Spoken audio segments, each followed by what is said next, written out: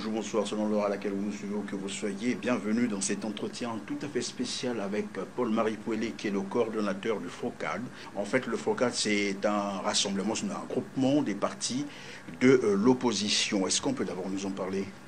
Bon, mais le FOCAD, c'est justement, en définition, c'est le Front républicain pour le respect de l'ordre constitutionnel et l'alternance démocratique en 2016. Ça regroupe 73 partis et associations, et puis ainsi que des personnalités qui sont venues de tous bords. Hein. Nous avons le RDD, l'UP qui viennent de la majorité présidentielle, et nous avons des partis traditionnellement à l'opposition, comme le PADES, le PRL, le PSDC, et ainsi de suite. Et bien sûr, d'autres associations, d'autres partis qui sont nés depuis un certain nombre d'années, qui étaient pour certains au centre et tout ça. Donc, c'est un rassemblement de tout ce qui disent non au changement de constitution, ce faux débat qui a été introduit par le Parti congolais du travail. Nous sommes donc rassemblés dans ce grand front qui est effectivement républicain et qui lutte pour le respect de la constitution et l'alternance dans notre pays. Bien évidemment, nous sommes déjà en 2015, presque finissante. 2016, ce n'est plus loin, mais de moins en moins, on vous entend, on vous voit sur le terrain. Moi, je dirais pratiquement, ça c'est une deuxième fois que je vous vois après Brazzaville. Vous êtes ici à Pointe-Noire. Qu'est-ce qui se passe exactement dans l'organisation, puisque de l'autre côté du pouvoir, les gens sont quand même sur le terrain et... Bon, il faut dire que nous préparons à l'échéance présidentielle de 2016 exclusivement. Nous ne sommes pas intéressés par le débat sur la Constitution, qui est un faux débat, comme je l'ai dit. Ce débat a été introduit par un ministre de la République, Pierre Mabiala, et puis le président de l'Assemblée nationale, qui certainement sont un peu inquiets de ce qu'ils vont perdre de privilèges si jamais demain le président Sassou n'est plus au pouvoir. Donc pour nous, ce n'est pas ce débat-là qui est important. Ce qui est important pour nous aujourd'hui, c'est comment faire que les élections soient transparentes, soient crédibles en 2016. Et c'est sur cet axe que nous appuyons notre combat. Et bien sûr, nous avons des problèmes réels sur le terrain. Ce n'est pas lié à notre organisation, mais c'est essentiellement lié aux entraves que le pouvoir fait sur les manifestations publiques. On va peut-être tout à l'heure parler du meeting de Pointe-Noire, mais vous voyez comment on multiplie les entraves pour que nous ne nous exprimons pas librement comme pourtant l'avait souhaité le président de la République. Mais vous parlez de préparer les élections 2016, c'est donc très bientôt, mais à côté on nous parle du dialogue, comme quoi vous n'êtes pas non plus pour le dialogue, parce que le dialogue, même quand les choses marchent, on peut dialoguer, non? Bon, le dialogue, nous avons déjà dit que nous voulons, effectivement, pour bien préparer l'élection présidentielle, nous voulons que nous puissions discuter entre acteurs politiques, la majorité, l'opposition, pour que nous puissions tomber d'accord sur un certain nombre de points. Un, il faut que nous revoyions la loi électorale de manière globale. Deux, il faut que nous revoyions le recensement électoral, parce qu'il nous faut un bon recensement et non tout ce que le ministère de l'Intérieur a fait, qui est totalement biaisé.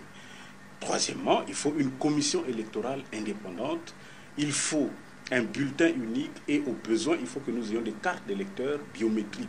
Ça va limiter, sinon essayer de minimiser le pourcentage de fraude. Voilà ce sur quoi nous axons, si jamais dialogue il y a, ça devra être axé sur ces points.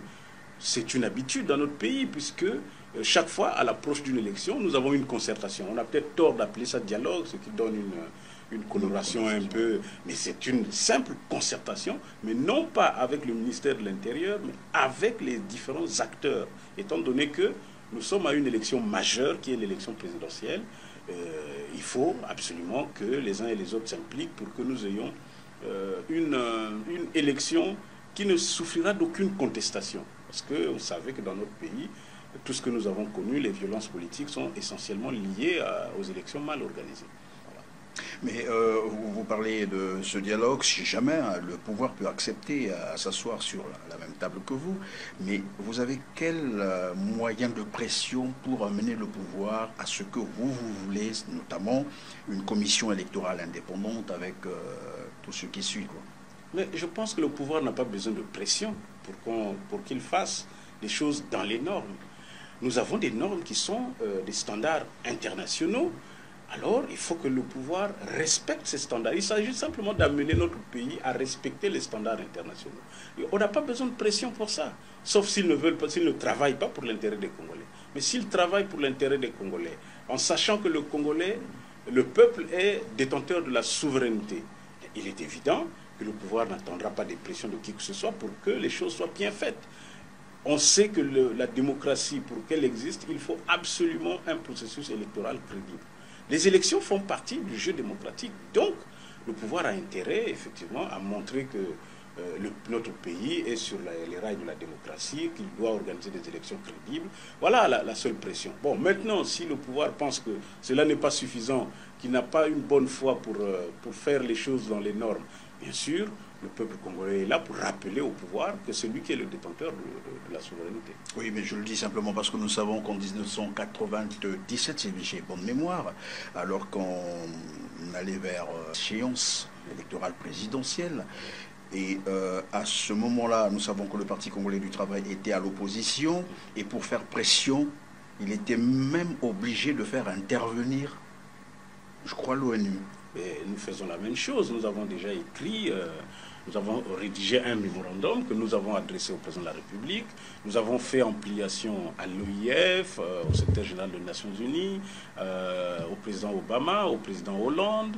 Nous avons envoyé à l'Union africaine. Nous avons touché toutes les institutions internationales pour dire au président Sassou, qui termine son mandat en 2016, qu'il est bon pour lui de sortir par la grande porte en laissant un pays suffisamment assaini au plan politique. Si au plan économique, nous avons des sérieux problèmes, un véritable chaos, mais qu'au moins, politiquement, que le président de la République laisse un pays assez assaini. Et pour le faire, effectivement, il faut qu'il respecte les standards internationaux, comme je l'ai dit. Une commission électorale indépendante, véritablement indépendante, pas que de nom, un fichier électoral crédible, qui ne souffrira d'aucune contestation, un bulletin unique pour permettre de réduire le pourcentage de fraude, ainsi de suite. Donc toutes ces questions doivent être réglées au cours d'une concertation, d'un dialogue. Ça dépend de celui qui veut bien mettre le vocabulaire qu'il veut. Mais en tout cas, ça devrait être autour d'une retrouvaille entre les différents acteurs de la classe politique congolaise, assistés, nous le souhaitons vivement, assistés de la communauté internationale pour que nous décidions ces standards ensemble et que nous les respections pour que l'élection présidentielle de 2016 ne soit pas perçue par les Congolais comme un moment fatidique. Moi, je vois des familles entières qui se préparent, qui ont quitté Brazzaville. Nous lançons un appel pour dire il est hors de question que nous désertions notre capitale ou que nous désertions les grandes villes. Il est pour nous entendu que l'élection présidentielle est un moment de choix, un moment de liberté. Donc on n'a pas besoin où la population doit s'exprimer d'ailleurs. Doit s'exprimer le plus librement possible. Alors c'est à cela que nous invitons le président de la République à convoquer une concertation ou un dialogue pour que nous réglions ces questions-là afin de ne pas traumatiser ou continuer à traumatiser notre peuple. Et bien évidemment, je comprends que vous êtes beaucoup plus focalisé sur 2016, sinon pas du tout pour ce qui est du référendum, puisqu'il est imminent, le référendum. On y va déjà parce qu'on a déjà vu des groupements de partis, des groupements, des associations monter au créneau pour dire « Monsieur le Président, il faut changer la Constitution, nous sommes avec vous ». Et vous, vous dites non. Pourquoi vous dites non? Parce qu'on ne peut pas changer une constitution? Mais la constitution, ce n'est pas une chemise. Ce n'est pas non plus un document qu'on peut effacer dans un ordinateur et remplacer par un autre. Non. La constitution, c'est l'ensemble de règles qui régissent notre pays, qui caractérisent ou qui ordonnent notre vivre ensemble. Et une fois qu'elle est adoptée, même si vous n'avez pas été pour, mais une fois qu'elle est adoptée, elle s'impose à tout le monde, y compris au président de la République. Changer de constitution, comme je l'entends dans les vocables, ce qui n'est même pas juridiquement fondé, on dit abroger. On dit changer simplement pour essayer pour présenter ça comme un euphémisme. Mais en réalité, il s'agit d'abroger la constitution actuelle, de la faire disparaître pour qu'on la remplace par une autre. Or, ça, il y a des cas précis pour qu'une constitution soit abrogée. Soit parce qu'il y a eu un coup d'État, et ce que nous avons connu en 1997, lorsqu'il y a eu un coup d'État, le président Sassou est arrivé au pouvoir, il a abrogé la Constitution de 92 et l'a remplacée par une loi fondamentale qui a régi toute la période de transition. C'est cette période qui était censée régler tous les contentieux liés à la période post-conflit. Et en 2002, le président de la République, qui s'est aperçu que le pays avait plus ou moins recouvert un peu sa stabilité, il a proposé une constitution au peuple congolais. Et nous avons eu donc, le 20 janvier, la constitution qui régit notre République actuellement. On ne peut pas, simplement comme ça, parce que le président de la République est préoccupé par son avenir, on ne peut pas se lever un matin et dire « Monsieur le Président, vous êtes le génie, vous êtes le Messie, vous êtes le Dieu du Congo, changez cette constitution, c'est-à-dire abrogez-la à nouveau, faites à nouveau un autre coup d'État pour que vous puissiez continuer. » Non, le pays ne peut pas être pris en otage par le président de la République actuelle, fût-il le plus intelligent des Congolais. Ce n'est pas possible. Vous voyez, quand vous faites l'argument avancé, c'est que la Constitution serait arrivée au bout de son cycle. Qui a défini ce cycle? C'est le peuple qui définit toutes les règles. Qui a défini ce cycle pour que ce cycle, curieusement, coïncide avec la fin du mandat du président de la République actuelle? Vous voyez bien que c'est un argument bidon. Et ceux qui le disent, honte à eux, parce que pour la plupart, ce sont des intellectuels, des gens qui se disent être des juristes, donc ils connaissent un peu la loi. La loi, à la limite, elle est évolutive, elle est dynamique. Mais ce n'est pas parce qu'un individu serait préoccupé par son avenir personnel qu'on va modifier la loi. La loi, elle est impersonnelle. La Constitution actuelle, elle est impersonnelle. Elle n'est pas focalisée essentiellement sur le président de la République actuelle. Donc il ne peut pas se préoccuper de ça comme si ce serait quelqu'un qui se dit, bon, mais si cette Constitution ne meurt pas, je ne quitte pas le pouvoir avec... Non. On ne fait pas comme ça. Mais simplement parce que je crois que le parti du président de la République, le Parti congolais du travail, pense également que cette constitution pose problème au niveau de l'équilibre des pouvoirs et que la nouvelle constitution pourra prendre même en compte certaines sensibilités sociales qui avaient été abandonnées, notamment l'autorité de la sagesse. Alors je me rends compte que les cadres et militants du Parti congolais du travail n'ont pas lu la Constitution ou ne la comprennent pas du tout, alors que c'est eux qui l'ont proposée au peuple. La Constitution prévoit en son article 86 tous les mécanismes possibles de sa propre révision. C'est-à-dire que si l'on veut changer de régime, si l'on veut entrer dans un régime semi-présidentiel, on veut rentrer dans un régime parlementaire, l'article 86 prévoit tous les mécanismes possibles pour réviser la Constitution et faire équilibrer les pouvoirs. Donc, on peut aisément exploiter l'article 86 pour que nous puissions désormais dire nous sommes un régime semi-présidentiel avec un Premier ministre chef du gouvernement qui répond devant l'Assemblée nationale, qui peut être sanctionné. Et moi, je suis d'accord avec cette démarche. Mais et encore, même quand je dis que je suis d'accord, mais quelle est l'opportunité de le faire aujourd'hui? Nous risquerons d'avoir trop de choses à faire la révision, faire le recensement, faire l'élection présidentielle. Et quand on sait qu'il y a un argument massue aujourd'hui, c'est la baisse du prix du baril de pétrole, alors on ne va pas gaspiller de l'argent pour faire des choses qui peuvent être faites demain ou après-demain. Donc nous avons aujourd'hui toutes les possibilités. L'argument qu'évoque le postier Sesbir est un faux argument. On peut aisément corriger tout cela en exploitant l'article 86. Mais cet article ne donne pas l'autorisation au président de la République d'aller à un référendum pour changer de constitution comme ils le disent. C'est totalement faux. Faire ça, c'est faire un coup d'État constitutionnel et exposer notre pays à une violence totalement inutile. Totalement inutile. C'est plutôt le Parti congolais du travail qui pense que ceux qui s'opposeront au changement, c'est eux qui... sinon, c'est la constitution actuelle qui porte déjà les germes, c'est ce que j'ai entendu même dire, elle porte des germes de violence. Mais nous avons vécu pendant 14 ans, bientôt 13 ans aujourd'hui, sans violence. On n'a pas connu de violence. Ceux qui disent... En réalité, c'est ça. Ceux qui disent qu'ils veulent changer la Constitution sont effectivement ceux-là qui veulent entraîner des troubles dans notre pays. Parce que nous sommes dans la paix, dans la tranquillité. Voilà des gens qui se lèvent un matin parce qu'ils sont en fin de mandat, ils se disent non, non, non, si on ne change pas la Constitution, il y aura la guerre. Qui fera la guerre? Ce sont eux alors. Mais s'ils sont prêts à faire la guerre, nous les Congolais, en tout cas nous, partis d'opposition, partis opposés au changement de cette Constitution, nous disons il n'y aura jamais de guerre dans ce pays qui soit liée à un quelconque changement de Constitution. Il n'y aura pas de guerre. Il faut juste respecter la Constitution. Il n'y aura pas de guerre. Nous avons vécu sous cette Constitution qui nous a été présentée comme la meilleure du monde. Pourquoi voulez-vous qu'aujourd'hui, un matin, les gens se lèvent pour dire non, non, non, nous, le pouvoir va finir. En fait, c'est ça ce qu'ils veulent dire. Nous allons vous faire la guerre si vous ne nous redonnez pas toujours le pouvoir. Mais à ce moment-là, vous remarquerez avec moi que la souveraineté de notre peuple est confisquée.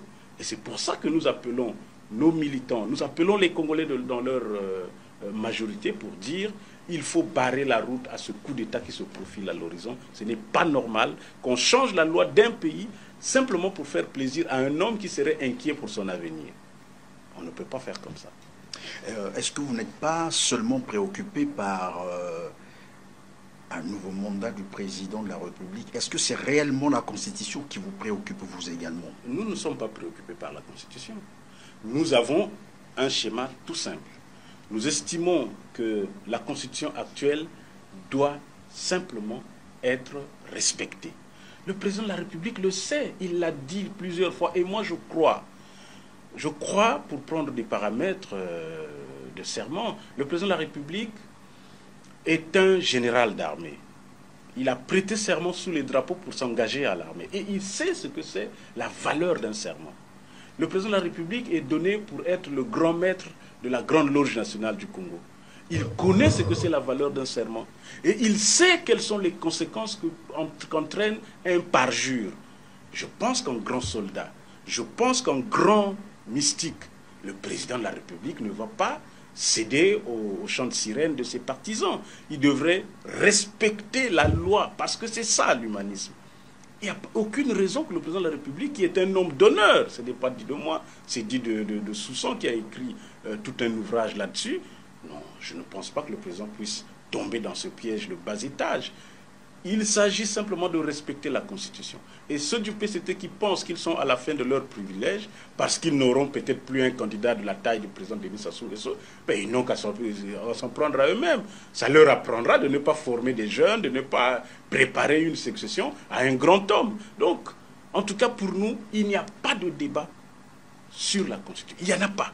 Notre seul débat aujourd'hui, c'est préparer les conditions d'une bonne élection. Parce que nous savons que depuis 2002, les élections dans notre pays sont essentiellement truquées, faites de fraude, faites de détournement des résultats. Nous voulons qu'en 2016, nous ayons une élection propre pour qu'enfin se tourne la page de 30 ans de monopartisme déguisé.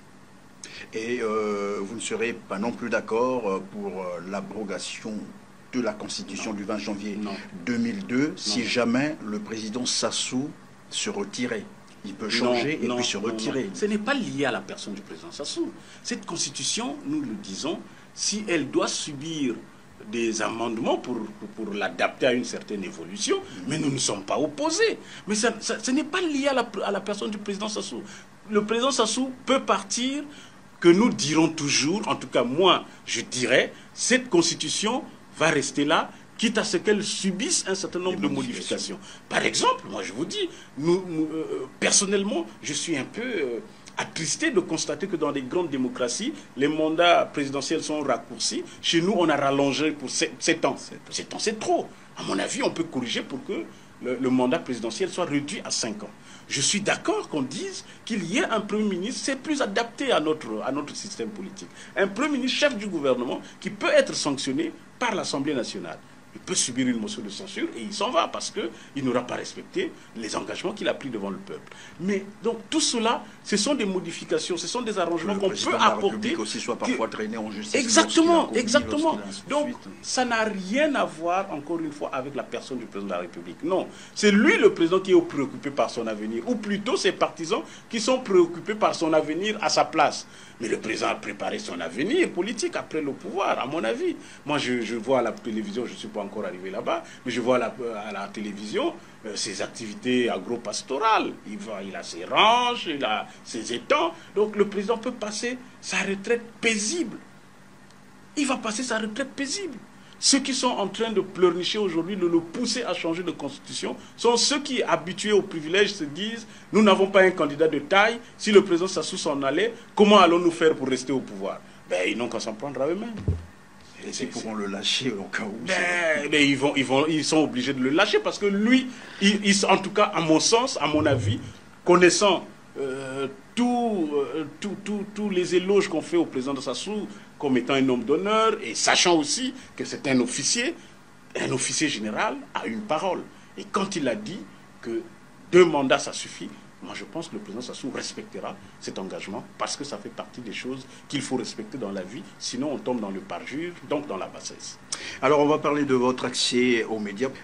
Comment ça se passe? Mais c'est normal, moi je vous ai dit tout à l'heure qu'il y a des entraves qui s'exercent sur nos activités, ça ne date pas d'aujourd'hui, hein. C'est ce qui fait que justement à un moment on se demande si on est en dictature ou en démocratie. Parce que lorsqu'on est en démocratie, les partis, les associations, les individus ont le droit d'accéder aux médias comme ceux qui sont au pouvoir. Il n'y a aucune raison que l'on empêche à certains d'accéder aux médias. On parle même de l'équité. Nous avons, nous avons, et nous voulons d'ailleurs attirer l'attention du Conseil supérieur de la liberté de communication, nous avons fait des spots ici, mais il y a des médias, on me parle d'un MCR TV, qui aurait demandé, c'est pas qui aurait, puisque nous avons la preuve, qui a demandé qu'on retire notre spot publicitaire parce que lui, il estime que sa radio, le chef de cette radio estime que sa radio ou sa télévision, c'est essentiellement pour le pouvoir.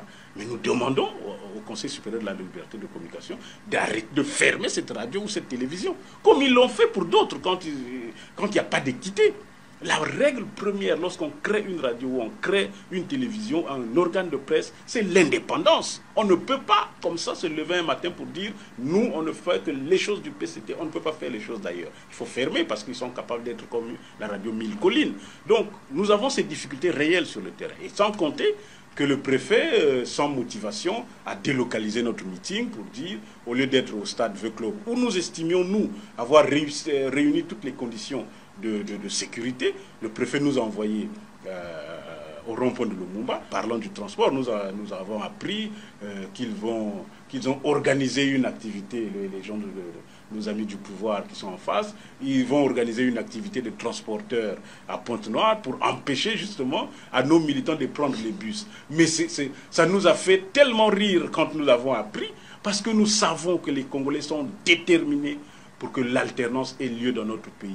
Donc nous savons que les Congolais vont venir en masse et même à pied pour rejoindre le rond-point Lumumba et écouter les leaders de l'opposition qui vont leur expliquer, mais dans la sérénité, dans le respect de l'ordre, qui vont expliquer aux Congolais ce que c'est l'alternance et pourquoi nous disons non à un tripatouillage de la Constitution actuelle. Voilà. Merci, je crois que c'est le mot de la fin. Oui, c'est le mot de la fin. En tout cas, le mot de la fin, c'est un appel que nous lançons encore une fois aux jeunes Congolais, aux jeunes de Pointe-Noire. C'est un moment important. Sachez que de Pointe-Noire sont parties les grandes luttes pour la liberté ou la libération de notre pays. Je pense en tout cas à la proclamation de la République le 28 novembre. Ça a été à Pointe-Noire. Je pense au grand combat de Youlou, de Pango, de Kikungangot, de Chikaya, Félix. En tout cas, Pointe-Noire a toujours été une ville, si vous voulez, qui donne le ton pour reconquérir la liberté. Merci Paul-Marie Pouellet d'avoir répondu à nos questions et merci à vous qui nous avez suivis. Bien des choses à vous. On se retrouve très prochainement.